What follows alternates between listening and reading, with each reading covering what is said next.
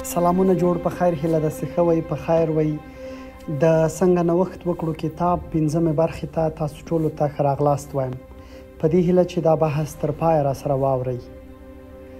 څنګه نوښت وکړو کتاب بریان ټریسي لیکلی او حمیدې پښتو ته ژباړلی. نن یې 8م څپرکی تاسو ته لولم. په 7 ګامونو کې د مسئلې حل.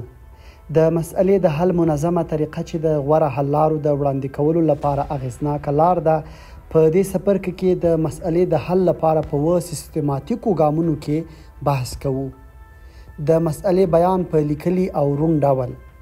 لیکل یو عصبي حرکتي فعالیت دی.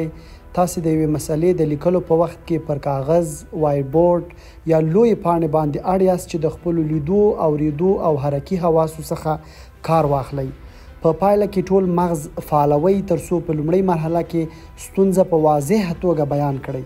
دا ډېره عجیبه نه ده چې 50% مسایل په دقیق تعریف سره په لومړي پړاو کې حلیږي. ډېری وخت کله چې خلک په یوې مسئلې کې ډېر وخت لپاره پاتې شي، اصلي لامل یې دا دی چې هغوی له پیل نه نوموړې مسئله په واضح توګه بیان کړې نه وي. نامنظمه تفکر په ژوند او کار کې د بریا د نه ترلاسه کولو اصلي خنډ دی. مطالعه، څېړنه او د اطلاعاتو راټولول. حقایق پیدا کړئ. مکنزي آنډ کمپني د نړۍ په بریالیو شرکتونو کې د مشورې په برخه کې غوره شرکت دی. لومړی برخه د مکنزي طریقه چې د مسئلې بیان او د هغې بېلابېلو خواوې پکې شته. دویمه برخه د اطلاعاتو راټولونه او له هرې شونې منبع او د جزئیاتو ارزونه ده ترڅو ډاډمن شو د اطلاعاتو منبع د اعتبار په بنسټ ده، نه د خیال. هر څومره چې ډېر اطلاعات لاسته راوړئ نو همدومره ډېر احتمال شته چې له ورکړل شوو معلوماتو څخه سمه حل لاره راڅرګنده شي او لکه د شیدو د سر د پیروي په څیر ښکاره شئ. له حقایقو څخه د ملتیا چمتوالی ولرئ. دې وسوسې سره مبارزه وکړئ چې د یو بهیر په پیل کې په یوې حل لارې مین شئ او وروسته د داسې اطلاعاتو په لټه کې شئ چې ستاسې لومړنۍ پایلې تایید کړي. خپل ذهن خلاص وساتئ. ازمایل شوې تجربې بیا ما ازمایئ. پر دې پوه شئ هرې هغې مسئلې سره چې مخامخ یاست مخکې په بل ځای د بل کس په مرسته د ډیرو لګښتونو په واسطه حل شوې ده. ازمایل شوې تجربې بیا ما ازمایئ. له پوهو خلکو څخه پوښتنې وکړئ او له کارپوهانو سره مشورې وکړئ. د هغو خلکو په لټه کې اوسئ چې همدې مسئلې سره مخامخ ول او وګورئ چې هغه یې څرنګه حل کړې ده. په ډیرو مواردو کې اړتیا نشته چې د بهیر له سر نه پیل کړئ. کیدای شي د وخت او د پیسو د لګښت غوره طریقه د یوې پیچلې مسئلې د حل لپاره په کاروبار او په همغه ځای کې د سلاکار او کارپوهانو مقررول وي. یو مشاور ته د $100 یا $100,000 د تایید ورکړې په وخت او پیسو کې د سپما لامل کیږي. د ځینو هغو تېروتنو چې ډېرې ګرانې راته تمامې سوي دي دلیل یې دا و چې له کارپوهانو سره د مشورې لیوالتیا او وس مې نه درلود او وړاندې تر دې چې د پیسې او وخت ورته ځانګړی کړم پر یوې مفکورې او پروژې کار پیلول و. خپل لاشعوري ذهن ته د فعالیت اجازه ورکړئ. کله مو چې اطلاعات راټول کړل او د نورو غړو سره مو شریک کړل لومړی هڅه وکړئ چې مسئله په شعوري ډول حل کړئ. هر هغه کار چې کولی شئ ترسره کړئ. فکر وکړئ او وروسته که چیرته له وړاندې شویو ځوابونو څخه خوښ نه وئ هغه یو لنډ وخت لپاره پرېږدئ. داسې مهالویش جوړ کړئ که په بل وخت کې بیا ځلې په همغې مسئلې بحث وکړئ ترڅو د فکر کولو لپاره ټول فرصتونه ولرئ. په انجیل کې راغلي دي ټول کارونه سرته ورسوئ.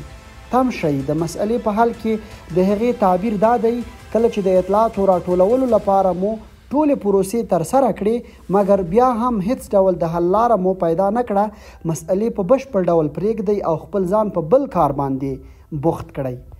کله چې له یوې مسئلې یا ستونزې څخه خپل ټول تمرکز او پاملرنه معطوف کوئ چې ستاسې ذهن ټول ځان سره بوخت کړي نو ستاسې لاشعوري او پوه ذهن لکه ابر کمپیوټر چې پیچلی فورمول یا د اعدادو ټولګه پروسس کوي 4 ساعته پر نوموړې مسئله کار کوي.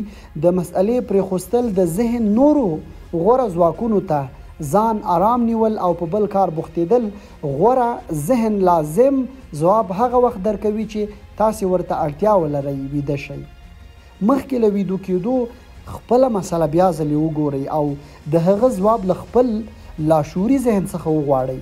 داسې ښیي چې دا طریقه هغه وخت اغېزناکه وه چې ستونزه یا سختۍ د بلې ورځې مربوط شي د حل لارې په غوښتلو ډیری له ځواب یا د غوره حل لارې د یوې مسئلې لپاره چې ټوله ورځ په هغې کې بوخت اوسئ له خوبه ویښیږئ. کیدای شي د شپې په نیمه برخه کې له ځواب یا لید سره له خوب څخه پاڅیږئ. کیدای شي سهار له خوبه پاڅیږئ او سم ځواب لکه پتنګ ستاسو په ولیو ناست وي. د کاغذ پر مخ ولیکئ. غوره ده چې تل یو دفترچه له ځان سره ولرئ تر څو ټول دا ځوابونه، مفکورې او لیدونه په همغه شیبه کې ولیکئ او ډیر وخت هیر نه کړئ. کله چې دا سرنوشت جوړونکی نور مو وکاراوه ژر به هغه یاداښت ذهن ته راولئ. ډیر وخت یوه ښه مفکوره د دې لامل کیږي چې د کلونو له سختو کارونو څخه بېنیازه شئ.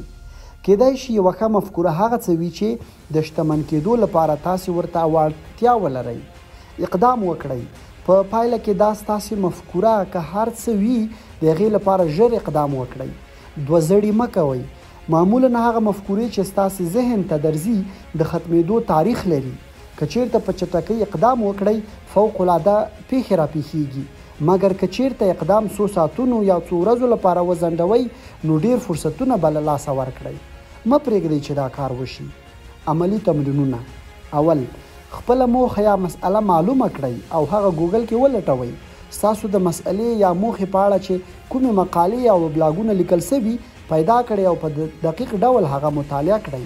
له هغو مطالبو چې نورو خلکو مخکې پیدا کړي او ترسره کړي حیران بشئ. دویم، کله چې له خپلې موخې یا مسئلې څخه روم تعریف مو پیدا کړ د هغو خلکو په لټه کې شئ چې په خپل ژوند کې دا مسئله مخکې حل کړې ده. له نورو وپوښتئ آیا تاسې داسې خلک پیژنئ چې ستاسو د مسئلې په اړه په یوه مطلب وپوهیږي؟ نو وګورئ چې ډیر ژر د خپلې خوښې کس په پیدا کړئ تر څو هغه سره خبرې وکړئ.